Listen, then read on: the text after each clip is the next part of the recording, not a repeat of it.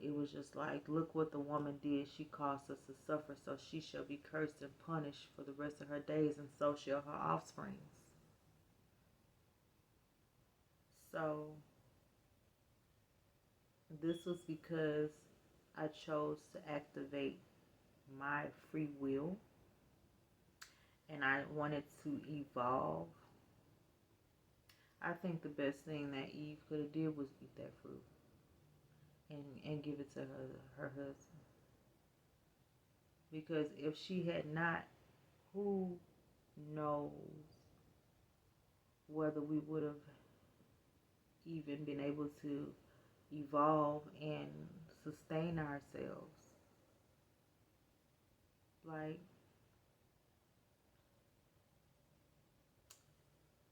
that's not a paradise. Not the paradise that's in the Garden of Eden. There was nothing paradising about that, the Garden of Eden. Like, it was basically the jungle or the wilderness, and they had to maintain it, like, which means they had to plant trees. They had to take seeds, different seeds, and plant different trees to produce the fruit that we needed to survive. Like, these things did not happen. When people think about God speaking everything into existence and it was just like poof, is there. That's not how it happened.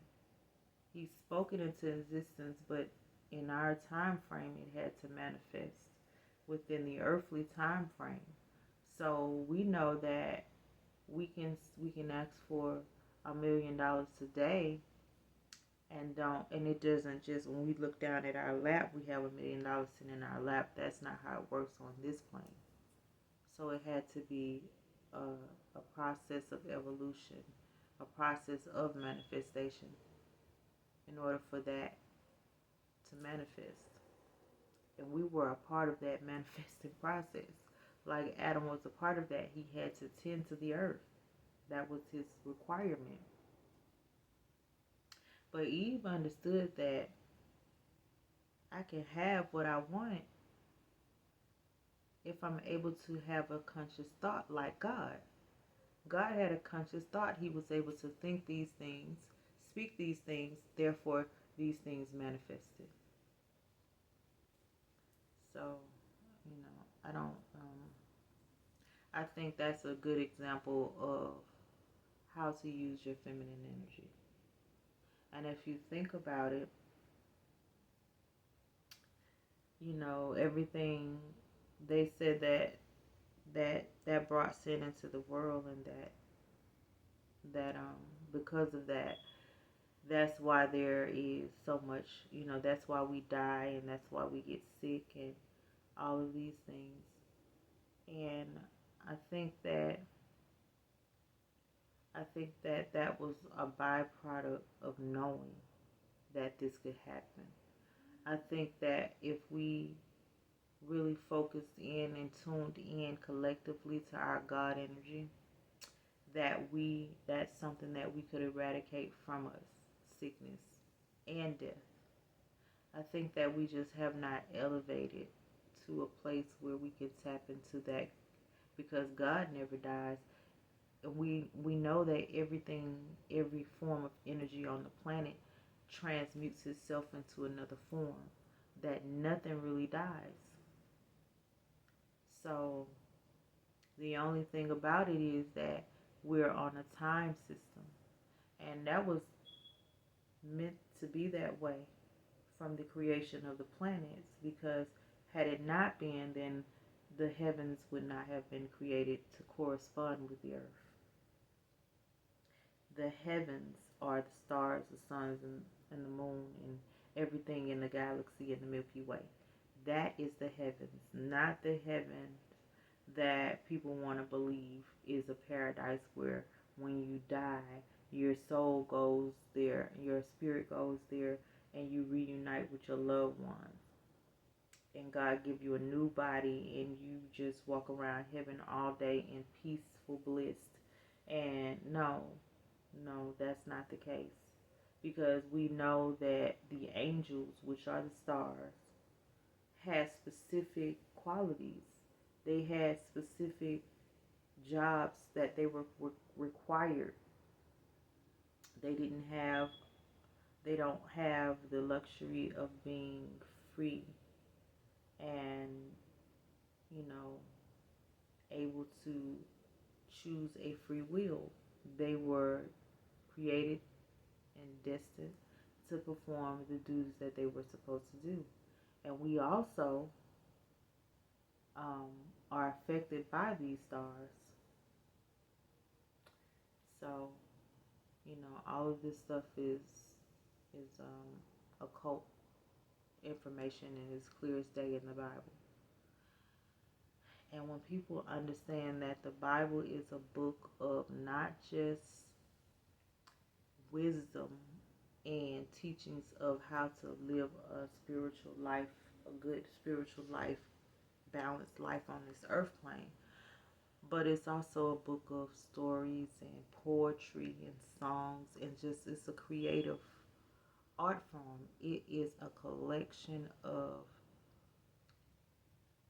um, the art of a certain race, because the Bible basically was written by, well, it has a lot of different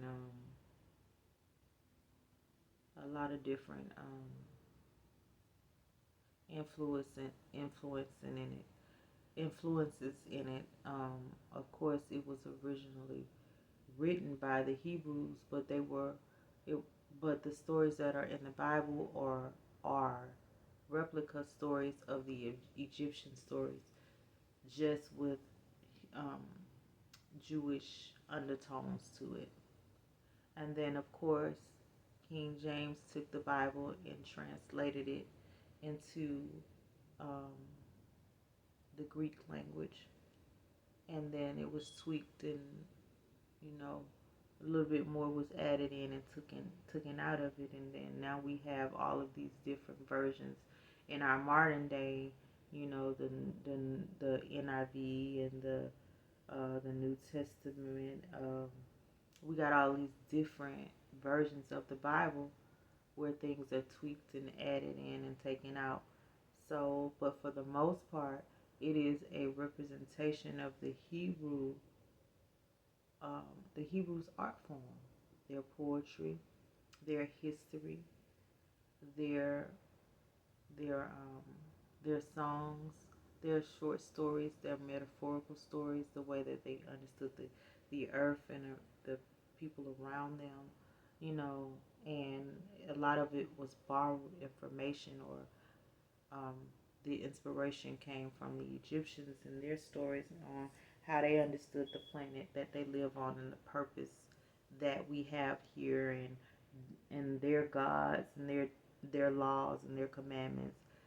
The Egyptians had 42 laws of Ma'at, and Moses had 10 commandments. So he basically knew the 42 laws of Ma'at because he was rescued by an Egyptian princess and raised in the palace with the king. So he lived most of his life as an Egyptian, although he was a Hebrew. And his mother was trying to save him from being slaughtered by the Egyptian king. So she put him in a basket on the river, and the princess found him. She took him in, she adopted him, and she raised him as her own. And he was raised as an Egyptian. So he understood all of the laws, he knew all of the stories, he knew all of the gods and, their whole religion and their spiritual way of worshiping and things of that nature. He knew and understood all of that.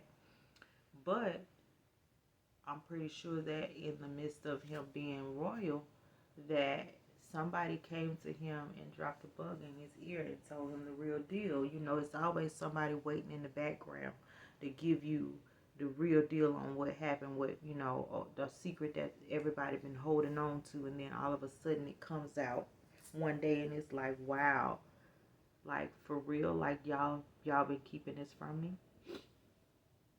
And I'm pretty sure that he had noticed his differences He knew that he wasn't an Egyptian. I'm sure he knew it. But, somebody came and dropped a bug in his ear and said, hey, your mama tried to save you. Like, they were killing babies your age because, we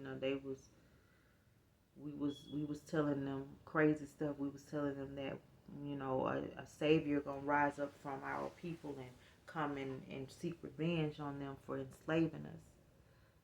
And then when they started having famines in the land and all kind of bad things start happening, the Egyptians automatically assumed that it was the Hebrews God that was causing this pain for them. So, you know, they wanted it to stop and said that, so until y'all call y'all God off, we're gonna kill every male born child. Like, y'all are not finna, no child is about to be born to save y'all. Since that's what y'all said, no child will be born to save y'all. I'm killing every male child. But Moses was saved, and he was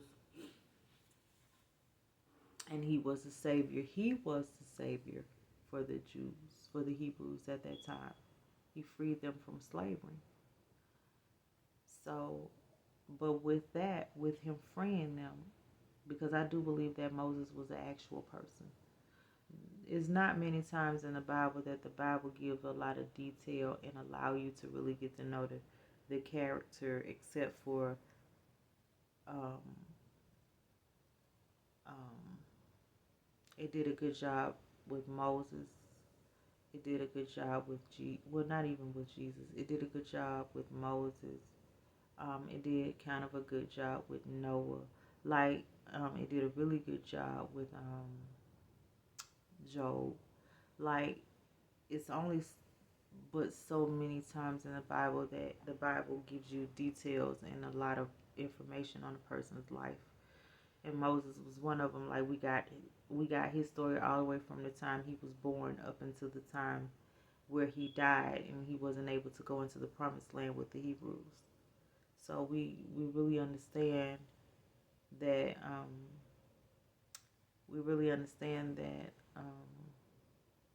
Noah, to me, had to be a real person. Either he was a real person that they, made into a fictional character, or he was a fictional character that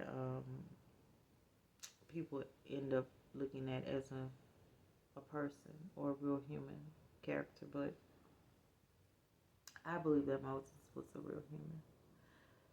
That he wasn't just a character in the story. And I believe that he did take a lot of the information that he was taught, and he wrote the Old Testament based off the knowledge that he had gained from the Egyptians and based off of the newfound knowledge that he had gained from his people, in getting to know them, and on the journey, on their journey of finding their home. So he took a lot of the structural things that the Egyptians were doing. Um, Again, Egypt at the time was Africa is considered to be a feminine country, because the matriarch ruled for centuries, and if I'm not mistaken, it still does on that side of the earth. And if in the way that you can tell this to be true is because anybody that has the melanin in their skin, because of the that side of the earth, the melanin is definitely required for that side of the earth. Anyone that has that melanin in their skin are able to tap into the things of the feminine energy, such as creativity, art, receptivity, nature, nurturing, like all of the beautiful things of the spirit, of the human spirit. you know, the people with melanin are able to tap into. And so, you know, regardless of the fact, it has to be a balance, because you can't be completely all feminine and have no masculine energy, and you can't be completely all masculine and have no feminine energy. Like, it has to be balanced. There's no way around it. And it's getting hard for the universe to balance these energies, because the energies are beginning to be so conflicted and so shaken up and shaken around, and it comes from a lot of different reasons. But I think the main reason is because the feminine energy has been suppressed so much. No, no other way around it. And you can see it in every aspect of life. And one of the main ways of life that you can see it is in our spiritual beliefs. And until we go in there and change that, we won't be able to um, progress and move toward the goals that we would like to see collectively.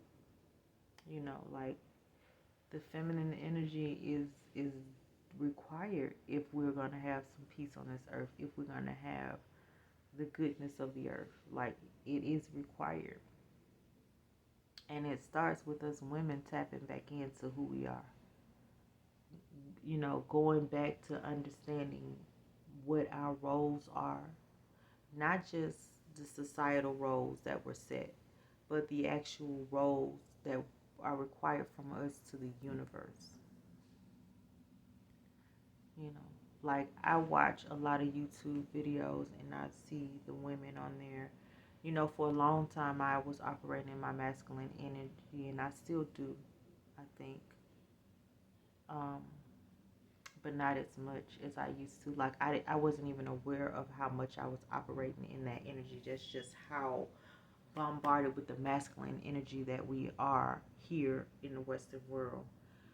And then I have a double whammy because my ancestors were slaves. So just imagine that we had no time to cultivate this energy. Like, we forgot what this energy was, what this energy meant, and we've been functioning in the masculine energy ever since our feet hit this land here on this side of the globe.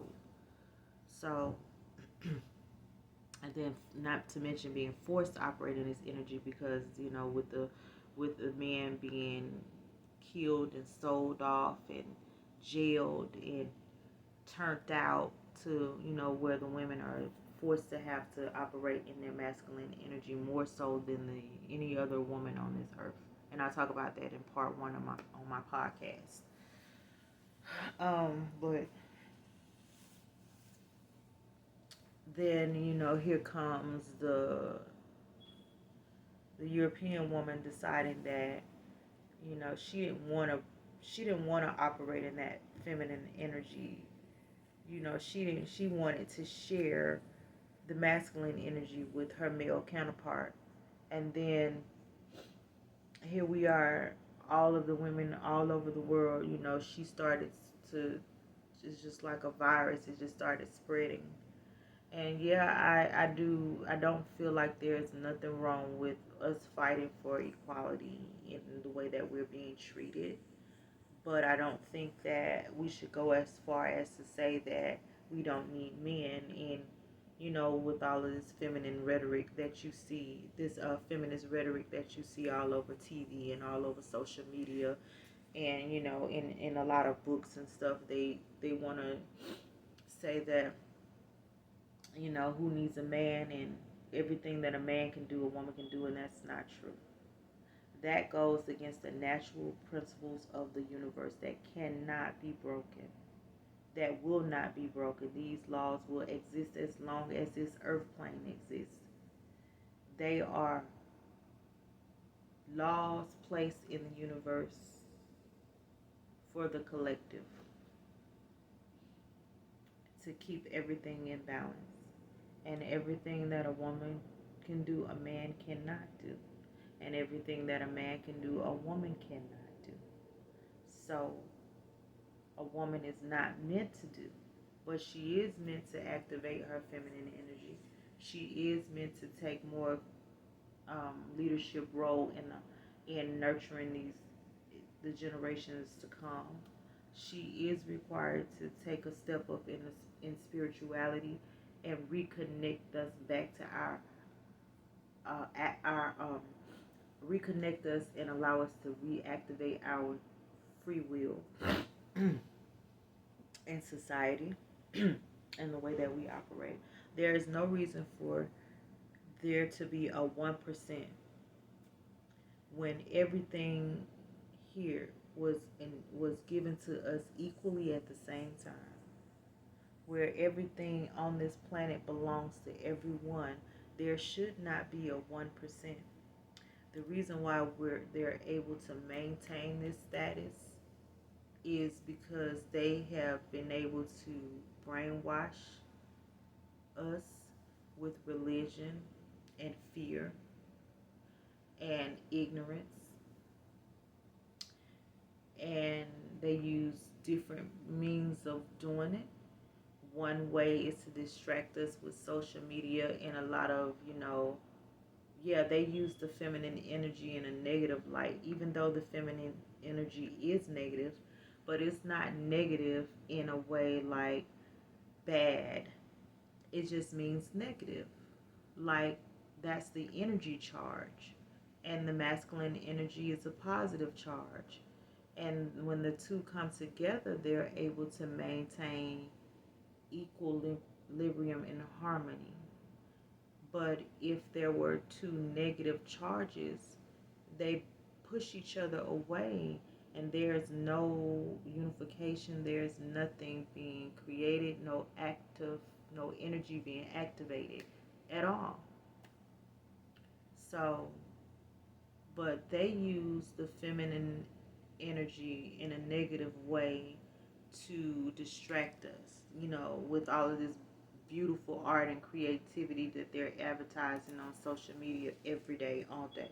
It's a distraction. They use the feminine energy in that way. But in the way that it would be helpful, it would allow freedom for the masses, and they don't want that. So they suppress it. But in the African American community, we don't have the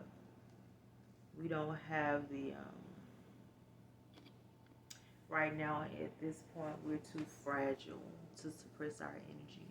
Like, we gotta tap back into it, because that's what's gonna unify us. That's what's gonna allow us to change our communities.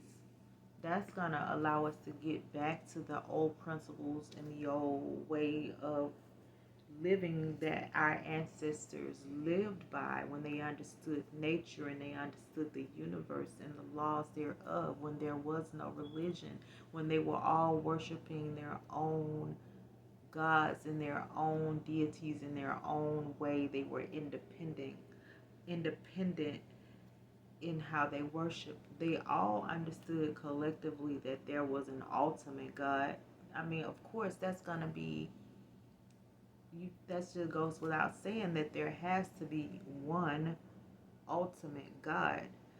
But that does not mean that that one multiple God does not have gods under him or her that you can have access to the same way as you can have access to him.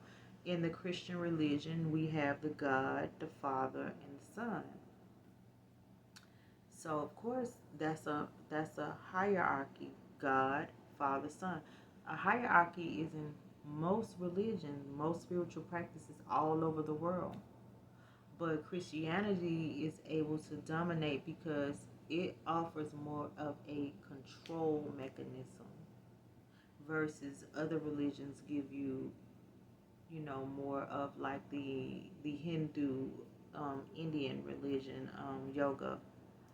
Like, it's so beautiful. I had no idea, just because I've been working lately with my sacral chakra and trying to,